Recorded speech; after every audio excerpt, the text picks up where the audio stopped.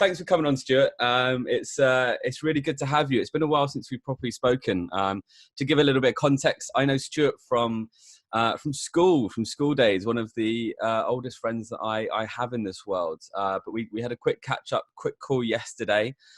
Turns out Stuart's in a different country, like he always is. Every time I try and get hold of him, it used to be Africa, now it's Canada. But yeah, so Stuart, do you want to just give a brief introduction to yourself, who you are, what you do? Hi, so I'm Stuart Childs, as Neil's mentioned. So basically, I'm sort of like a geotechnical engineer, engineering geologist type of job. So effectively, what I do is I help design foundations for buildings. I'll go in, look at the soil, look at the ground conditions, and provide structural engineers with details on bearing capacities and things like that, so they know how deep to put the foundations, and give them as much safe information as possible to build these structures. I started working in the mining industry, which was in Ethiopia, so I did that for about 4 years, and then left that, sort of moved back home, ended up doing a master's in engineering, and so yeah, it's been sort of the engineering world ever since, to be honest, and sort of love it. So it's sort of where my career is sort of taking hold, and that's where I'm going to be for the next however many years until I retire. Good. Well, fantastic. I mean, so the whole sort of theme, to give a bit of context to anyone who's listening for the first time, and to you as well, Stuart, the whole context of this is around people that our age, sort of millennials. A lot of people are a bit sort of, they don't really like that term millennials, but it is very relevant to what's going on now. There seems to be a big generational gap between, the motivations and the reasons why people from our generation want to do particular roles is normally more about sort of purpose than it is anything else. Typically, you'd find so there's a big sort of divide between the boomer generation, the millennials, and a big sort of lack of understanding in both directions about how to manage and deal with those other sides. So I think what's important with what these podcasts, when I've got people like yourself on, people who have made a successful career and have a successful career, is what your motivations were and how you ended up going to where you are. So you said yourself just now, you love that role, you love the job you're in. What drew you to it in the first place? Is this sort of a normal path to go down with someone that did your degree? Or is there something that particularly attracted you to this sort of role in this job? Yeah, it's a tricky question, that, because really for me, as you know from school days, I did A levels, which was geography, PE, and drama. So they weren't exactly colouring in PE and drama. Yeah, exactly. Yeah, pretty prancing sure about a stage, and yeah, like so. I didn't do your high end, your English, your maths, your biology, your chemistry, and to be honest, I went to a career day at school recently, about a year ago, and they asked me, what A levels did I did, and they said, "Oh, would I have done maths?" And in hindsight, yeah, I probably should have, because engineering is quite maths related. But to be honest, I went to Leicester University to do my undergrad, and all I did was I picked a subject which was geography and geology, which I enjoyed. I didn't pick anything that it potentially might be a career. I just thought I'll study something I enjoy, which is focused. It's potentially got an end goal, and do my 3 years, and if I enjoy it, I'll end up in the industry. And from my side, that's sort of the way it worked. I did a couple of years at Leicester. Really enjoyed more the geology side than the geography side. But I stuck with the joint honours degree because it's sort of, I felt like it sort of would maybe give me a bit more broader experience, as it were. And then so then I ended up going to Ethiopia on a work placement. Absolutely loved it out there. Did my final year at Leicester, and then ended up working out there for 4 years after I graduated. So I don't think I actually had a direct line of where I wanted to go. I just sort of wanted to pick something that I enjoyed, because at the end of the day, you want to enjoy your career. You don't want to be stuck in a job that you don't want to do for 20, 30 years, Yeah, that's a really important thing that people are trying to work out right now. So I do these free 15-minute chats for people, where anyone could put their time in with me for 15 minutes to go through anything. I had some calls today. People were asking about how to organize their day, to people having real sort of challenges and real challenges around their confidence and the lack of confidence they have because of all the rejections that they're getting. So the question, or sort of line of questioning that I think would be important for people right now is, you decided that you wanted to do, go down this route. It's something that you ended up enjoying. A lot of people right now would try to decide, do I want to still do this job? Like you said, you don't want to be doing a job that you're not going to enjoy for the next 20, 30 years. And a lot of people have been made redundant. They kind of have this opportunity right now to think, well, should I do something else? Is there something else that I should do? So how did you make that decision for yourself? What was it about the role that you were like, oh, this is exciting for me? Because a lot of people right now, and also an important question I think as well is, did it grow on you? Or was it something that you enjoyed directly from the beginning? So I think there's a lot to be said about this. The better you get in a position, the more experience you get, almost the more you enjoy it as well. So sometimes there is that sort of differentiation as well, I think. Yeah, I think you're right. I mean, so the first thing, just off the back of that is, I don't think people should be scared to move roles. If you've started off in one line of job, I don't think you should pigeonhole yourself necessarily. Don't be scared to make a leap and try something different, because you might actually decide that you like that more, or better suits your personality or whatever. I mean, from my point of view, it was more, I'm not a 9 till 5 sit at a desk kind of guy. I just don't like that. I like to be out and about. And the biggest draw for me was that I would be seeing the world. I would be seeing different things. And I would be meeting people on a daily basis, but not necessarily over the phone or in my office. I'll be going to a different construction site or a different house where they want to develop a basement, or a mining site. And in Africa, it doesn't get more varied than that. But for me, it was more just being on my feet, and not just sitting down, looking at a screen the whole time. And if I've always sort of had a weird little. We all love David Attenborough and his nature series, don't we? I've always liked natural world and things like that. So just being able to do something with that and enjoy it is sort of my focus really, and what really drew me to it. I wasn't a spreadsheet kind of guy, Yeah, that's certainly true. Have you seen David Attenborough's the new documentary? No, I haven't. I actually haven't. I say I like him, but no, I've not either. It's on my list. I've scrolled past it 4 or 5 nights in a row because I think it only came out at the weekend, and I've gone, I should really watch that. But it seems like it's going to be super depressing. That's why I've kind of, I've had a long day at work. I want to watch something funny, because he's talking about how he's had a great life, and even that in the advert, I've had a great long life. I'm like, is he all right? He's not going to die. He's on the way out. It sounds like maybe there's a space for me. I like plants.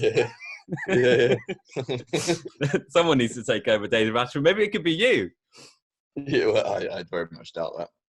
No one likes my voice. So. Well, we'll see when this goes out, won't we? I'll do a poll at the bottom. Does anyone like Stuart's voice? We'll see. No. Can he be the next David Attenborough? No. We'll put yes, definitely yes, or should definitely take over David Attenborough. There can be the 3 answers in the poll. But good. Okay, so I think one of that's good. I mean, there's a distinction then there for you around. I wanted to do something on my feet. I wanted to be outside. I didn't want to be sat at a desk, going through spreadsheets or whatever it may be. God, do you know that the reason why this is terrible? The reason why there was a computer error apparently, which in terms of the COVID deaths and COVID and the number of people who contracted COVID, there was a backlog of how many that were being reported. And do you know why? Why is that? Because they got to the end of the amount of lines an Excel spreadsheet allows you to type. Oh, God's sake. There you go. That's well done, guys. That's some fantastic work. Because they were saying there was some computer glitch or error, but really they just got to line 50,000 or whatever it is, whatever the top line is on Excel, and it didn't allow them anymore. What a bunch of morons. Goodness me. I mean, it's concerning, isn't it? It's really worrying when I shouldn't say morons. That's really, really unfair the amount of pressure they're under right now. But it's just one of those things where you're just like, oh God, really? That's the reason why there's been all this miscommunication around it because of an Excel spreadsheet. Come on, guys, let's try a bit harder here, shall we? But good. So I mean, look, that's the route that you didn't want to go down. For people who don't really know, because I don't really know what you do, so I'm kind of asking for myself as well. Like, what is your day to day? What is your day to day right now? I mean, what's your job title and what does that involve? Because there could be some people out there right now doing their A-levels who listen to this, who are get excited about doing a job outside or doing a job outdoors. So maybe hearing from you, what that job role is, might get some people excited. Yeah, I mean, the construction industry is pretty booming. I don't think it will ever stop. I know COVID has happened, and there will be fluctuations in the market, but people want buildings, right? People want houses. The UK is pretty tight for space, especially London area. So there's always jobs in the construction, engineering, environmental market. So what I tend to do on a daily basis is when we've got a project, we'll take it from right at the beginning. So they've got a plot of land, say for example, and a company wants to come to us and say, right, we want to build a 5-story house here, or 12-story flats or whatever. So we'll scope a ground investigation that's in line with all the design principles, and we'll bring in, say, 1 or 2 drill rigs. We'll drill to a depth that potentially the foundations will go to, and we'll surpass that depth, just to make sure we know what's beneath any underlying foundations. We'll put a report together, basically telling the structural engineers exactly how deep the foundations should go, how much load they can take, so then they know how much load to build on the superstructure of the building. So a lot of my job is, it's right the way through from being out in the field and through to producing a report in the office. But a lot of it is supervising drill rigs, logging samples that come out of the ground, testing them, sending them off to labs, writing up schedules for geotechnical testing and things. So it's a real broad scope of, you get that office time where you just need a couple of days in the office, but also you get that time out in the field, 3 days a week maybe, meeting people, talking to people, seeing the project develop properly. From the grassroots stages. So yeah, that's sort of what I tend. I guess that is my role. Is supervising a drill rig and writing up a report and giving an indication to a structural engineer, how deep the foundation should go. So you touched on an important point there around how there's always going to be construction jobs. Is there any conversation? I mean, any information that you can talk about? Obviously, nothing that's private to your company. But is there any talk in your industry, is a better way of putting this, around the potential mass migration that may be happening, given now the proliferation of remote working across the world? We're finding a lot of that in a lot of companies now. For Slack, for example, Facebook consider themselves going fully remote over the next few years. Therefore, I would assume that would affect construction around the world. I would assume it would affect where that construction is being done, because if there's no need to live in central London, why would you?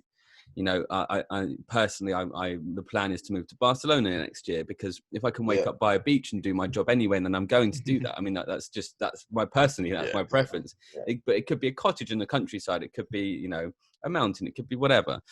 So is there any talk about that in your industry? Any sort of planning for that? Is that something that you guys consider? To be honest, I think everyone's sort of, over this past 7-8 months now, has learned to work from home, and I actually think my efficiency has gone up. Yeah.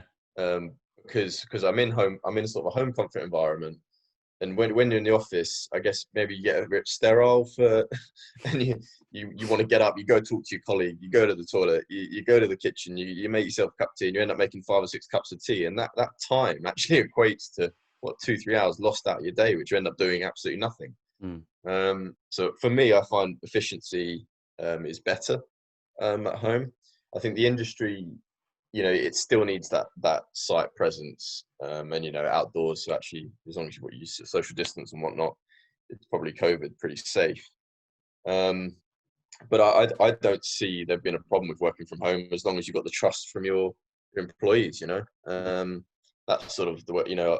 I like to think I'm a pretty trustworthy person, and I want my boss to know that I'm doing my job. I don't want them to think that I'm not. So as long as there's that trust, I don't think there's a problem.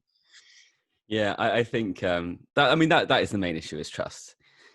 You've had companies go from from saying that they absolutely categorically cannot let you work from home because it would be impossible to do, to a lot of them in a space of a week being, okay, we've sorted it out. You can all work from home now. And when that happened, I thought you lied, didn't you? You wanted people in the office because of that trust issue. You thought that people were going to be more efficient, and also for tradition's sake. I did a whole talk on this for a company called the Recruitment Events Company, about how the whole 8 hours work was Henry Ford came up with it. 8 hours work, 8 hours rest, 8 hours sleep, or 8 hours after work and then 8 hours sleep. Because it made it more efficient, right? But that was because you had to be there physically to build those cars in the Ford factory. Whereas now, you don't have to be there realistically to do part of your job, especially someone who's who's working on sort of like an admin side or a developer side, or when there's the technology now to have a Zoom call like this. You're in a different country, for God's sake, right? And we can perfectly fine. We can talk perfectly fine over this. Without too many issues. Having said that, I still know people that struggle to get on a Zoom call every single time. Yeah. I don't know what it is. I'm like, you've been doing this for 6 months now. How have you not learned how to jump on a Zoom call? Like, oh no, I just can't. It's normal. I say that. I say people. My mum still can't get on.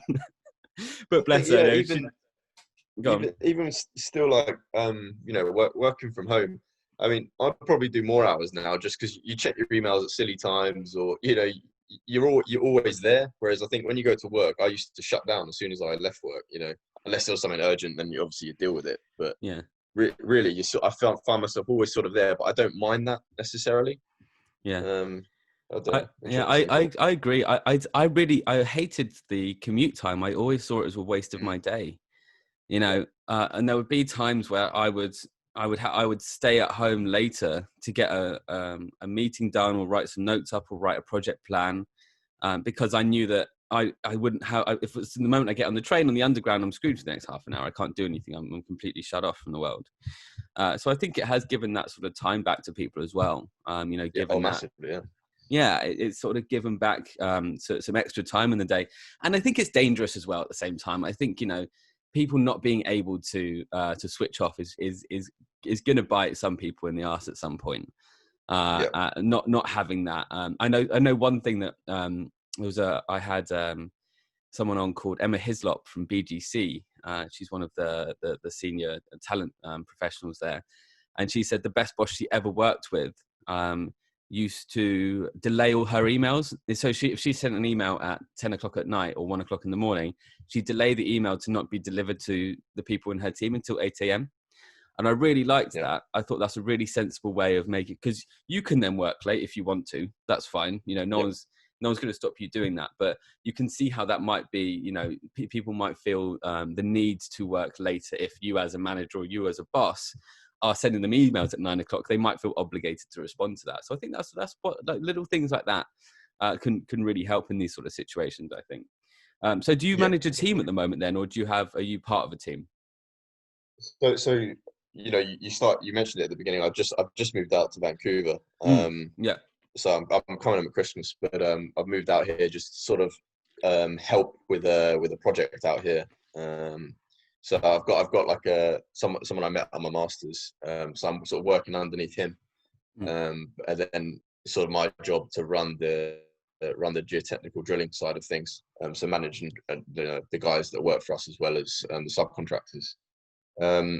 So I'm sort of managing a team. That's sort of over 10 years. That's sort of what I've learned to do. Since I started working in the industry, is managing drill rigs. So it's sort of it's become my niche, as it were.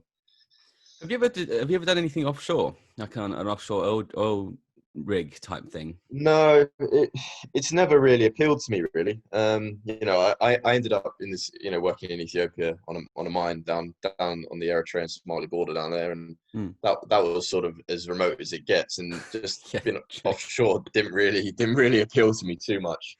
And then I came home for certain reasons, and ended up just working in the geotech industry onshore. So I've never really wanted to go offshore, to be honest. I've heard it. I could just be making this up, but I've heard, for some reason in my head, I consider that a really dangerous job to do, doing those offshore oil rigs. Is that just something that you hear, or is that true? To be honest, I can't really speak for it. I don't. Some people probably don't mind it. I mean, for me, I think it's fairly dangerous, because I know friends that have worked not necessarily on offshore oil, but just on offshore drilling. You have to take certain health and safety tests, and you have to do drowning training and things like that. Yeah, well, I Um, saw there was a really rough seas, and it was an oil rig. It was a video on, I think, on Reddit a yeah, couple of days ago, and they were swinging by a rope from the boat to the oil rig, and I was just like, nah, fuck that, no. yeah, I'd be yeah. like, I think I'll come back tomorrow. Just wait till it's more calm. I'm not swinging. What? Because knowing me, I'd be the guy who falls into the water, bangs his head on the way down. They're like, well, Neil's gone. That's fine. Don't worry about him. It's too dangerous to go down. yeah, yeah. No, knowing you, yeah. Yeah, exactly. But yeah. So But yeah, no, go on. Sorry. no, go on. There you go. I don't know what I was going to say. So Yeah, well, I was just going to say, I think every job in sort of the geotech mining industry maybe has its risks, because you are working technically in sometimes in remote places or construction sites where there's risk of injury. Mm. But I think it just comes down to being sensible and doing what you feel is comfortable. And I didn't necessarily feel comfortable going offshore, but some reason working down in 50-degree heat in the Danakil Depression, I felt comfortable there. I love it. I was going to say it's probably quite dangerous down there as well, right, mate? It's probably Yeah, not far off. it had its moments.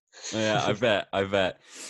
So what advice would you give to people who want to go down your line of work? Let's say you could go back to younger Stuart and say, you should do this differently, or you should have looked at this differently, or just, it's all going to work out. Well done. Just go down this route. What advice would you give to people going down who want to do the sort of geology engineering type route like you did? Well, I mean, tough question. To be honest, I would just say do what you enjoy. That's the main thing. It may be you end up going down the geology route and absolutely hating it. I know people that have done that and completely out of the industry and ended up, doing other things. It's a really difficult question, because I'm not. I think it boils down to just enjoyment, mate. To be honest, and try and pick something I know I picked something I love to study. Well, I enjoyed. Love is maybe a bit strong. I love Tottenham. No, I was wondering if you were Um, going to get that in or not on this. yeah, I love tennis and sport, but I think pick something you enjoy. That's what I would have said to little Stuart that you knew it's in sixth form. And yeah, I think that's what it boils down to for me. I don't want anything massive. I just want to have enjoy my life, and I think doing what I've done, has led to just me being a happier person. I think that's what it boils down to. Yeah, I think that's really important, because you were always, I remember at any point when I knew you years ago, you were always happy regardless of the situation. You were just like, yeah, well, I guess that's happened, doesn't it? No, let's move on. or whatever it may be. I won't mention any specific times, but yeah, you always had an absolutely fantastic attitude. And I think there's a real danger these days where people are being forced to to have levels of ambition that are just going to be dangerous for you. I had a guy on called Chris O'Connell not long ago, and he fell into that trap. He ended up running a 25 million pound business, but it was all about how do we get more money, how do we get to the next step, 1 million, 5 million, 10 million, 15, 25, how do we get to 50 and 100 million, but never with really any reason as to why, never with any purpose behind it. And now he's sort of changed tact a lot and sort of really reinvented his attitude in himself.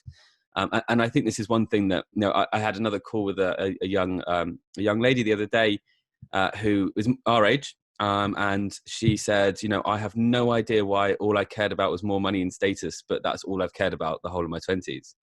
I look back now and I could have spent much more time with my daughter.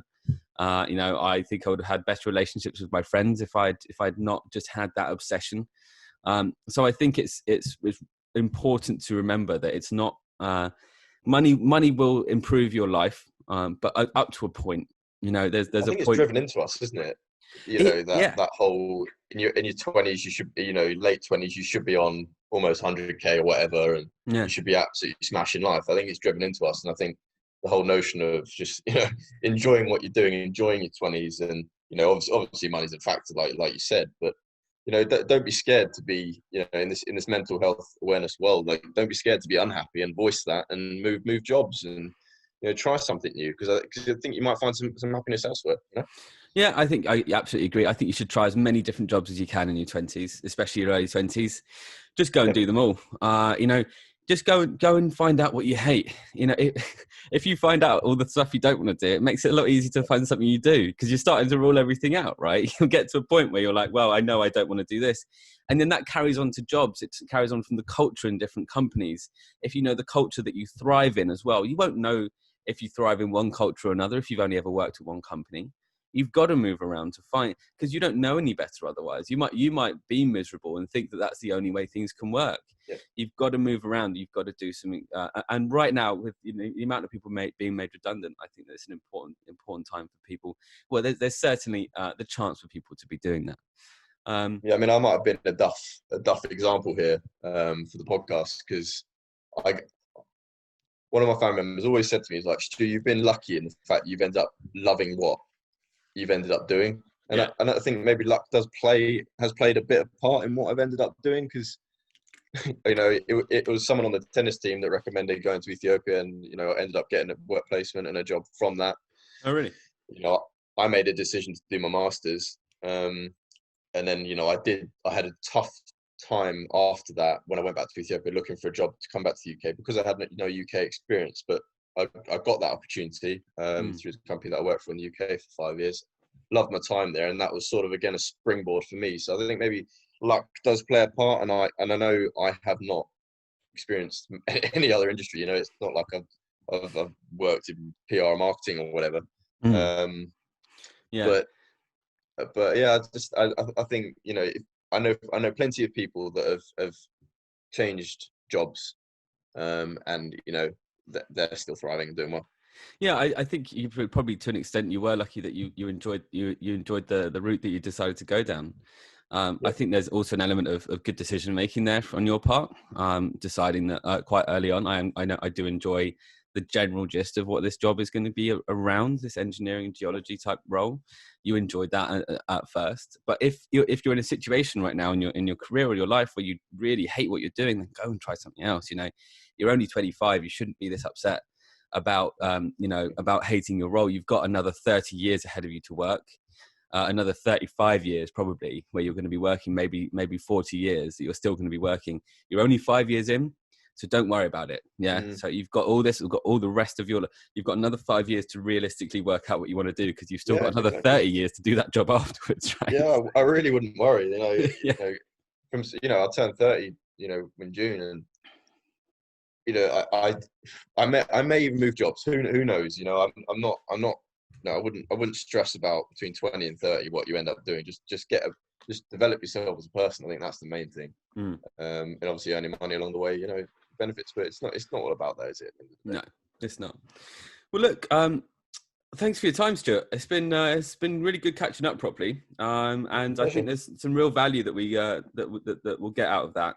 Especially for people who are going down your route, and also for people who are a bit worried about where they are right now and feel that pressure to succeed. I think that so there's some real value that people will take from this. So thank you very much for your time, mate.